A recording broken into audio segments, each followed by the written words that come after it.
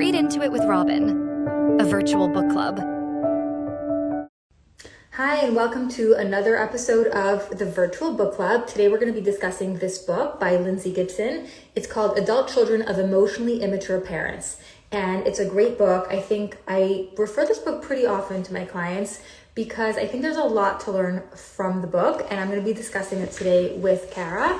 Let me just invite her here. So essentially the premise of the book is that a person could be intellectually and developmentally mature and they still have a certain emotional immaturity, something that's just lacking emotionally, and that turns them into somebody who's very egocentric. Essentially, what does it mean to be egocentric? It means that everything is about me and how it affects me, and so that would be somebody who's emotionally immature, and it's of course going to affect their children. So let me just take a moment to invite Cara on to join me, and then we'll continue our conversation. There we go.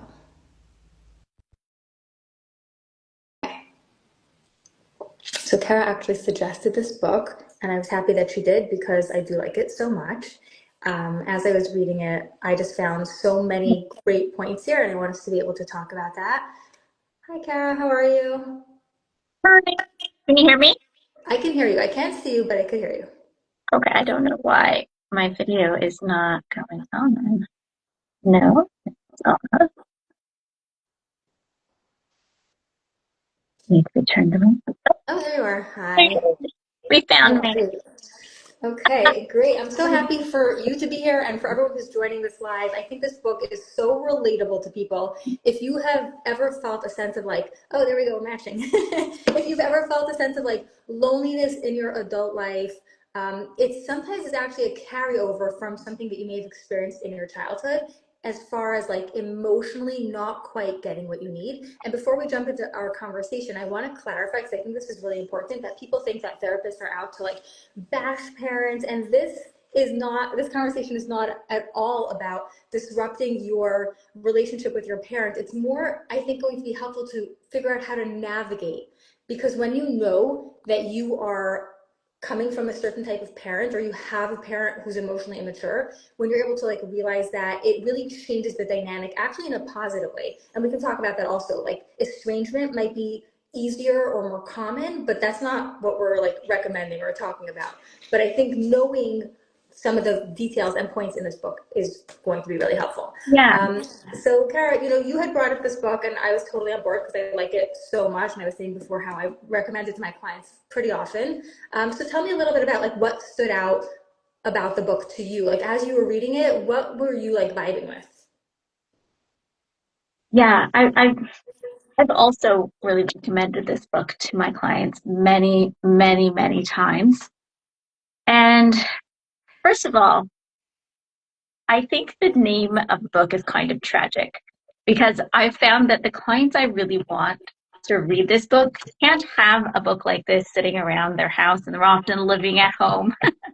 I always kind of wish that it had a different title, or it had kind of like something you could put over it so no one knows what you're reading. And I That's a often good idea. recommend Decoy cover. I like that. I like that idea. You're I onto often something. recommend that they read that they try to get a digital version, Okay. so that they don't have it lying around the house, or someone finds it when it comes in from their Amazon order or whatever, because that can be very sensitive. I really like what you said before about this not being a discussion about alienating parents. The conversation I typically have with my clients is, your parents are likely very wonderful people and tried their best. Now, there are situations where that isn't true, but the likelihood that they're good people and they tried hard and they tried to give you what they could, is very, very likely. And we're not trying to say that they are evil or bad or anything like that. And one point that the book really makes in discerning that is that emotional immaturity can also be called emotional limitation. And sometimes, very often, our parents are human. They had emotional limitations where they couldn't meet our needs and they couldn't help us in ways that we needed as children because of those limitations. And does that mean that they're bad for that? No, but it didn't work for us either. So kind of balancing both of those things, right? Right, right. And I just want to add to that. It could be very triggering actually for somebody to hear that. For some people, it might be very healing and they need to know that.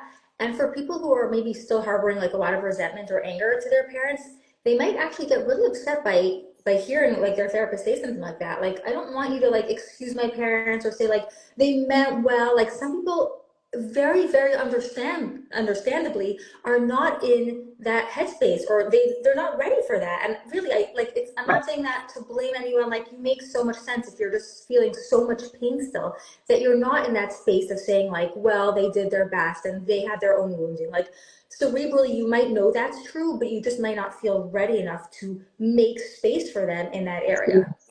Yeah. Absolutely. Right. It's very, very nuanced. And it's, as therapists, our job is to try to read the room when we're having these kind of conversations with our clients, Mhm. to understand where they're coming from and what they're ready to hear, and also like what's true in their experience, right?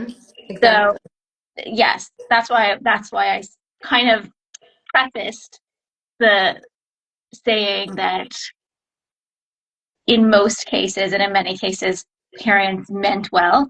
There are definitely situations where that doesn't really hold true, or it's just not the right perspective to Yeah. bring. Yeah. Or it's Absolutely. not, or it's too early. Like, it's not okay Yeah. right now. Like, they don't want Yeah. to hear that right now. And again, Yeah. that's understandable, right? I think we both work with like people in this population who maybe have relational trauma, who have some wounding from childhood.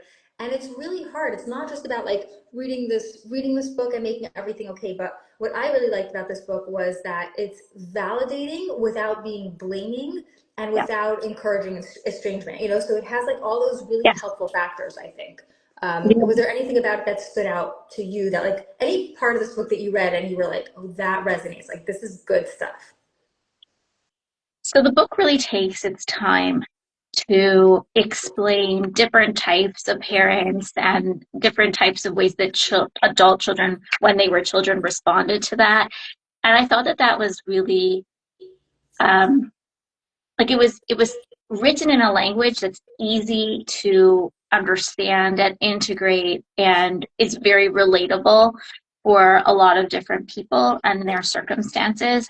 I've even recommended this book to people who aren't necessarily dealing with parents that are difficult or whatever, but they're dealing with people in their lives, and it just really helps um, list out what these different types, these different, I don't know what the word is, like prototypes of immaturity can look like in different um, presentations. So I really liked that. Um, what I also really like about this book, and maybe it's not so much about the content, but more about the concept, is that I'm not here to diagnose your parent, right? Like, it may Mm-hmm. be very apparent to me that there's some real issue there that they could use some help for, but I'm not here. Like, it's so common right now that everyone's a narcissist and everyone, they're emotionally immature. There's some kind of developmental issue, some type of blockage in their past, whatever it was, that they were not able to develop properly. And I'm not here to diagnose it, but we have now a word. We have language to describe what is going on here that helps make sense of your experience. So I really, really appreciate that Yeah, from the writer of this book, yeah, right? that's a good point. Yeah, you're not looking to diagnose. It's more to help them understand like what they were dealing with, and that's, I think, the part that I was saying like is validation. Like when Yeah, a person reads that and understands it, and also to your point of the development, right? I had said it before you got on, like the intellectual development or physical development. It's not, if a person could look fully functional, and not only functional but be successful. You can have a successful business person. You can have the head of PTA, someone who's like competent in so many areas of their life. And we're talking about very specifically like the emotional component, right? yeah, yeah. And I think that's something to just keep in mind is that many people, part of what worked for them in these adaptations is that they're an achiever, or that they persevere, or whatever. Like that piece of whatever shaped their parents did work, but it also created other issues like, being superficial or demanding that same type of achievement from their kids or whatever that didn't work for their children.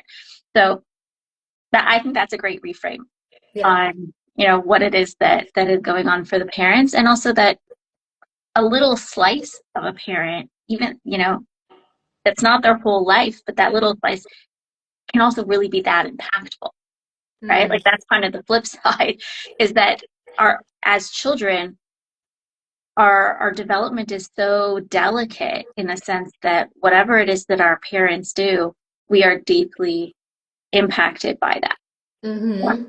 Yeah. It goes both ways, right? Yeah, exactly. And those famous videos you can Google or check up on YouTube, anyone who's listening who wants to find out more, the attachment, the experiment of like the babies and the mothers having expressionless faces, and how the babies mimic and look for the attachment. So this is very relevant here, because what you just said, right, is like the emotional attachment piece. Like children are looking to play off their parent, and they might turn into people pleasers as adults because they felt like they always had to monitor their parents' emotional temperature and make sure that their parent is okay. Their emotions might have felt like a lot to their parent. The parent who's emotionally immature won't really have capacity to take in a child's emotions. And it's very normal. Like if you're listening and you're like, yeah, but I had emotions. It's not that you were too much. It's that your parent wasn't developed enough to be able to take in that emotion that you were putting out, and what does that do to you in adulthood? Right? It might make you a people pleaser. It might make you hesitant to connect to people because you're not really sure that you could trust them. You might feel like too much. Like there's so much that comes up with that. Exactly. And so you asked me what kind of stood out in the books. I highlighted something. I want to just read it here. A line here. I thought it really speaks to the heart of what this healing is. Emotional distress, on page 126. Emotional distress is a signal that it's getting harder to remain emotionally unconscious. It means we're about to discover our true selves underneath all that story business.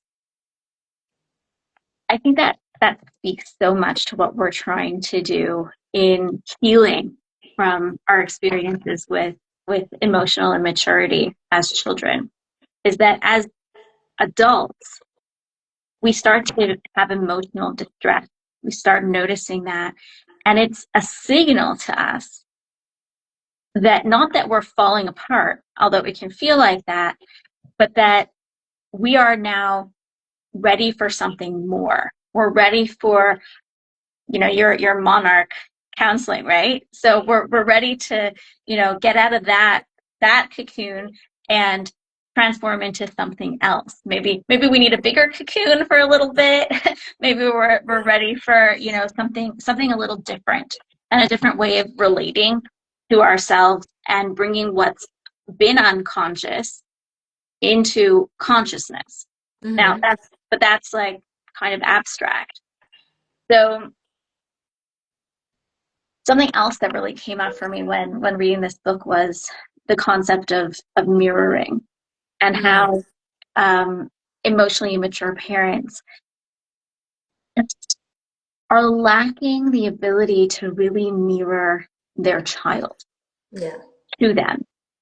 And so what ends up happening is that the parent mirrors things that aren't really true to the child, or only mirrors negative things back to the child. And that's what we internalize as who we are. That's how we develop our sense of self.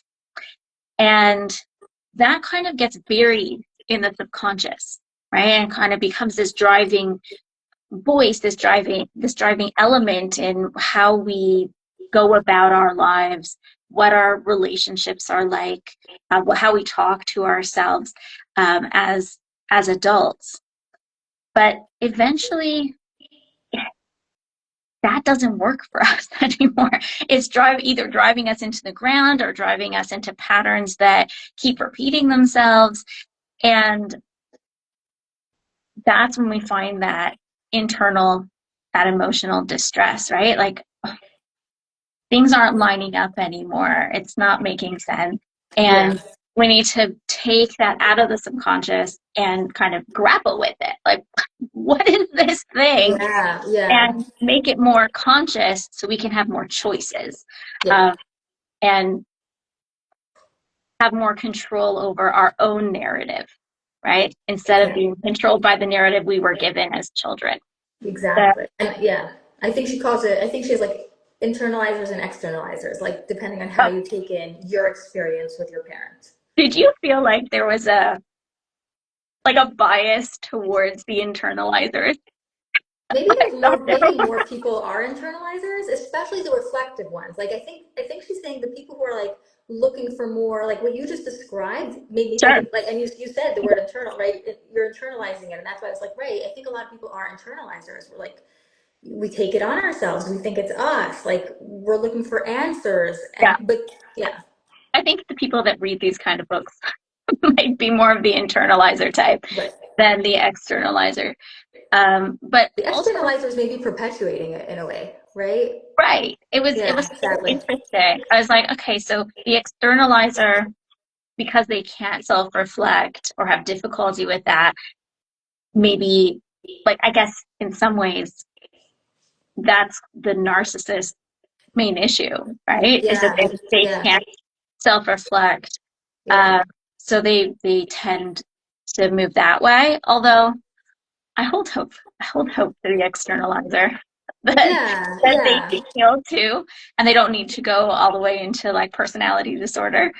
I think it's maybe more when they hit rock bottom. I don't know if I mean like rock bottom, but like the externalizer maybe when they're realizing like relationships just aren't working. Like I'm struggling with friends, I'm struggling with my boss, I'm struggling in romantic relationships, like, or if they have children, like when they realize like nothing's working, that might be when the externalizer is like, okay, like let me figure this out more. And I guess the challenge there would be to take accountability, not blame everyone else for your problems, but see your own part in it, right?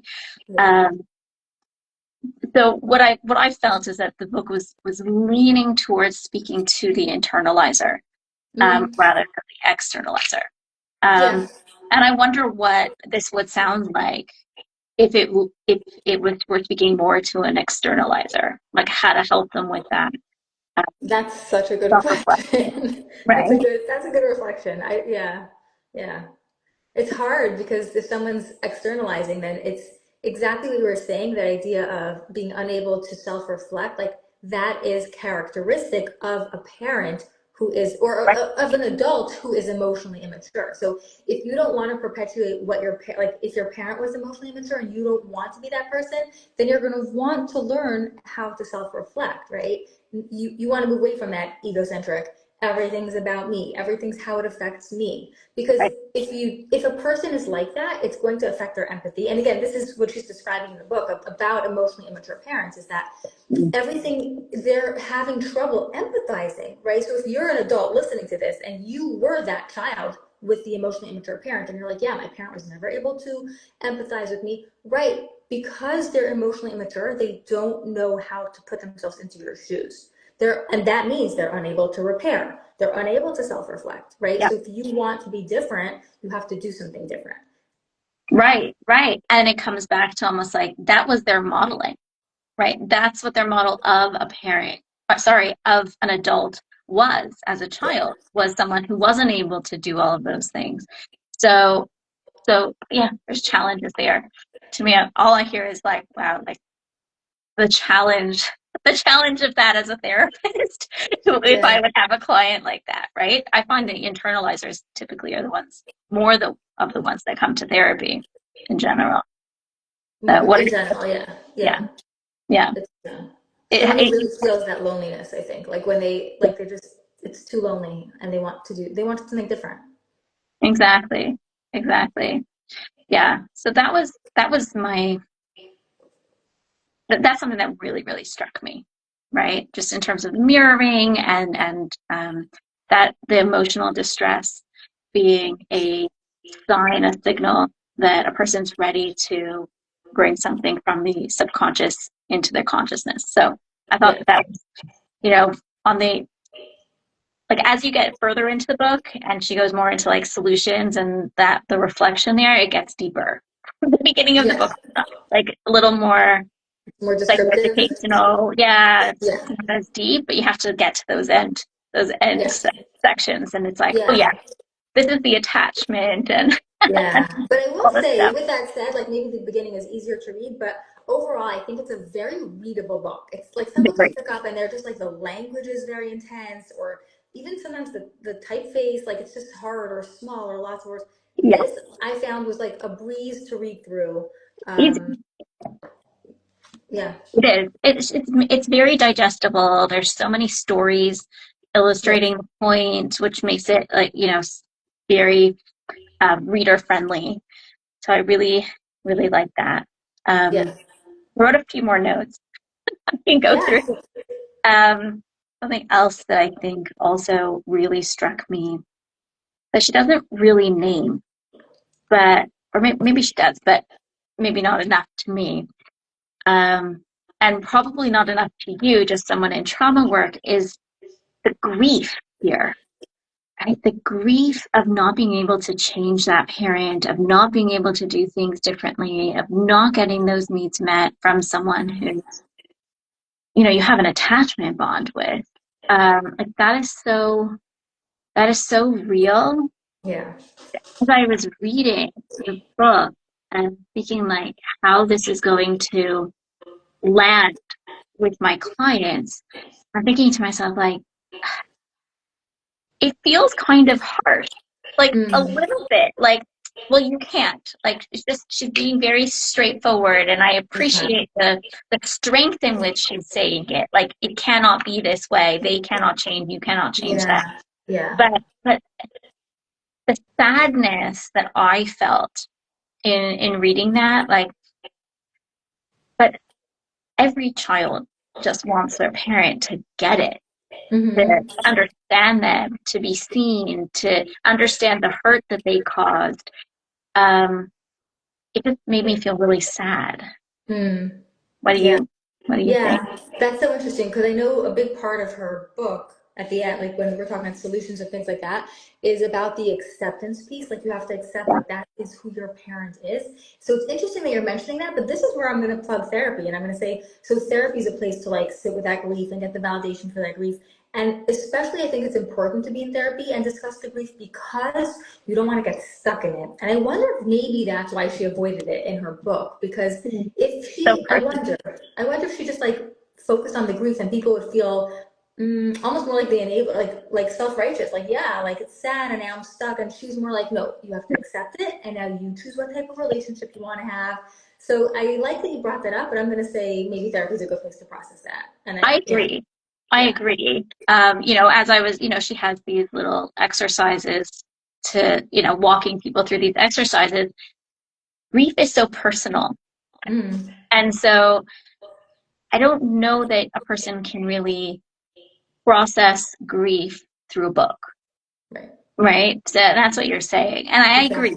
I agree that, but then say, like, take this to your therapist. Right. And like, let's process it more. Although maybe not everyone needs that, right? I don't know. Right, that's true. But well, that makes sense. That's why you said it's like nuance. And so some people might need like a session or two, and some people might take them like a year to like work through that grief. Like there's no perfect timeline. It could take a short time, but just the idea of acceptance is important. Like let's make space for the grief, however long it takes. And grief is really, I think it doesn't go away ever. Meaning, when I say process, right, it doesn't mean like, oh, we talked about it for 2 sessions and now like it's gone. It means like instead of taking up all of you and getting in the way of relationships or, not allowing you to move on in a certain way, like you're holding it. I always tell my clients, like, instead of taking up the whole room, it's like we shrink it down and we might put it in a jar and put it on a shelf and it's there and it's true and we can take it off and look at it when we need to, but it's not encompassing all of us and it's not getting in the way of being able to do the things we want to do, have the relationships we want to have. Yeah. So on that note, I wonder what you thought in terms of, some of the exercises that she had. she would walk people through something to tell themselves, like as they're with their parents or something, in order to detach, right? And so some of the things that she'd have people saying are things like 152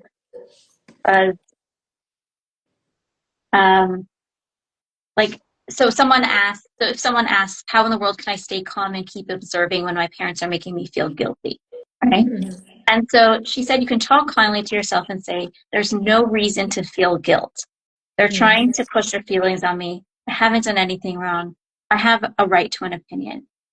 And I don't think that's wrong, but I would take a different approach, right? To me, it's always, that makes sense. It makes sense that you feel guilty. And also all of these other things, right? But there's no reason to feel guilty, right? So that's what you're feeling right now.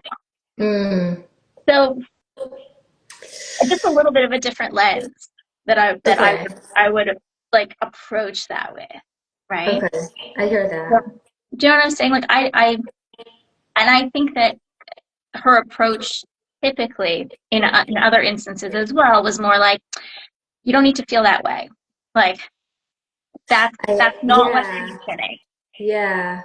You know what? It's interesting because as you're saying that, the same thing is coming up in me that I was saying earlier in our conversation, where it might almost be like dangerous for them to think that way. It's like maybe a little too black and white. Maybe after a lifetime, a couple of decades, like if someone's in their low 20s and figuring this stuff out, or later on, you can be in your 60s, 70s and figuring this out. It might feel very unsafe to even give them a little bit. I wonder, right? I wonder if she's going more to one side, similar to the idea of guilt, like to not get stuck. I hear what you're saying. It's interesting, right? Because in an emotionally healthy relationship, I would agree with you 100%. Like, what do you mean? Like, we each have a perspective, right? Yeah. Like, we have to be able to give empathy. But I wonder if because this is a more unsafe, quote unquote, dangerous, whatever term you want to give it, it's not really an emotionally safe relationship. We can say that for sure. So because it's not emotionally safe, maybe it's not even okay to give, you give an inch, they'll want a mile. So I wonder if that's where her approach was coming from. Like, to me, it's very protective and it just feels safer. Like, Perhaps. Yeah. I think maybe it's because of the book, it loses some of the nuance of, each person's individual experience. It feels kind of forceful to me, right? Whereas, and maybe it's about it being in that moment. I think that's what you're saying, is that in that moment when you're, with your parents, now's not the time to, be holding dialectics. Let's, just push through this moment, be more detached. And then perhaps later on, when you're looking back at it, say, in the therapy room. Okay, right. Although I do try to help my clients be able to have this kind of self-reflective conversation with themselves as well, when they're looking back at something, and be able to say, like, okay, I felt guilty because I was in a situation that provoked that, and historically has provoked that. That said, there is also this whole other piece that was going on, and this is what I observed, and kind of flesh out the whole picture, right? Yeah, it's just something that I noticed. I like that you noticed that. Because again, it's coming back to this idea of, if you don't want to be like your emotionally immature parent, you do want to be more self-reflective. And then reading that, it's kind of counterintuitive. Wait, that's not self-reflective. So I agree with you. It's so nuanced, and it's so important to not just read a book and think like, this is the rule, A, B, C, 1, 2, 3. It's every person, and depending on their relationship. But overall, like, I totally highly recommend this book, and I still recommend that, like, you process it in therapy, like the things you're reading with your real life experiences. I think that would be like the most helpful. And I guess, we'll wrap up with that for today. Is there anything else you wanted to add? Anything else that stood out to you before we wrap up, or anything you want to say? I think this is a really, really great read for anyone who's dealing with this kind of dynamic in their family life. That it, not only with their parents, but even with a spouse or a sibling, these kind of dynamics can really pop up then. And this can really help a person understand what it is that they're experiencing and what they're seeing. So I really recommend it in that way. And I think, like we've been saying this most of the time here, is it really is very nuanced. And it can be also quite activating to read a book like this, because it's like, oh man, like that's what's going on. Like that's what I'm experiencing. And so having someone to debrief with, like a therapist, is really a good idea when reading this book as well. Yeah. So, Yeah, well said. So I will wrap this up and I will tag you in the video so anybody who wants to find you can find perfect. you. And yeah, thanks for being here and thanks for everybody who joined in. And you're welcome to, Thank I'm you, sure Robin. anyone who leaves comments will be on top of the comments and be able to respond to them. So, Absolutely. Thank you so much, Robin. This was really of a course, pleasure. take Okay. care. You too. Bye. Bye.